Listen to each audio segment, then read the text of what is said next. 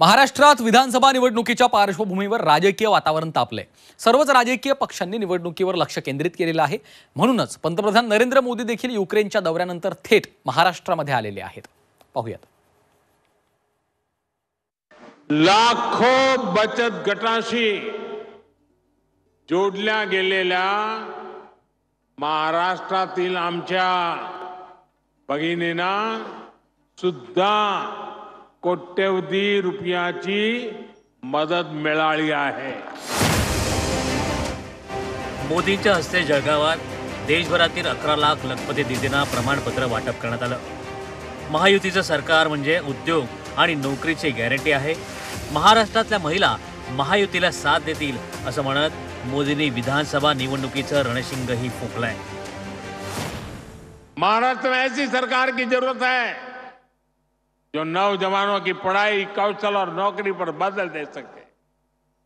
मुझे पूरा भरोसा है कि महाराष्ट्र की स्थिरता और समृद्धि के लिए यहाँ की माताएं बहनें आगे बढ़कर मेरा साथ देंगी। गेल्या 10 वर्षात केंद्र सरकारनं 1 कोटी लखपती दीदी तयार केल्यात, तर फक्त मागील 2 महिन्यात 11 लाख लखपती दीदी तयार झाल्यात। त्यात महाराष्ट्रातील 1 लाख लखपती दीदी तयार झाल्याचं सांगत महायुती सरकारचं मोदींनी कौतुकही केलंय।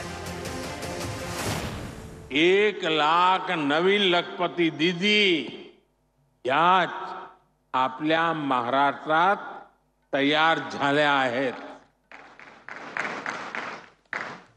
इसमें यहाँ की महायुति की सरकार ने भी बहुत मेहनत की है। एकनाथ जी, देवेंद्र जी और अजित दादा की पूरी टीम माताओं बहनों को सशक्त करने में जुटी हुई।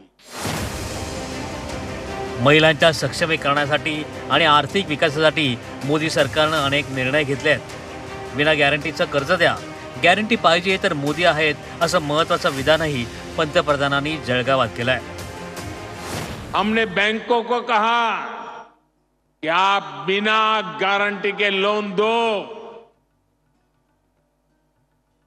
और अगर गारंटी चाहिए तो मोदी मौजूद है।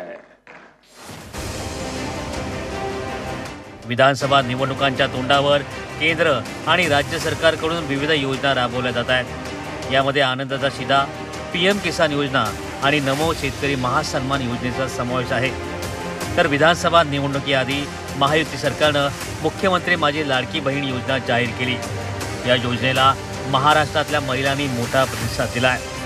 विक्रमी नोंदणी झाली, महिलांना पैसेही मिळू लागले। मध्य प्रदेशच्या धर्तीवर महाराष्ट्रात ही योजना आणण्यात आली आहे। मध्य प्रदेशात भाजपनं विधानसभा निवडणुकीत विक्रमी 6व्यांदा सत्ता स्थापन केली होती।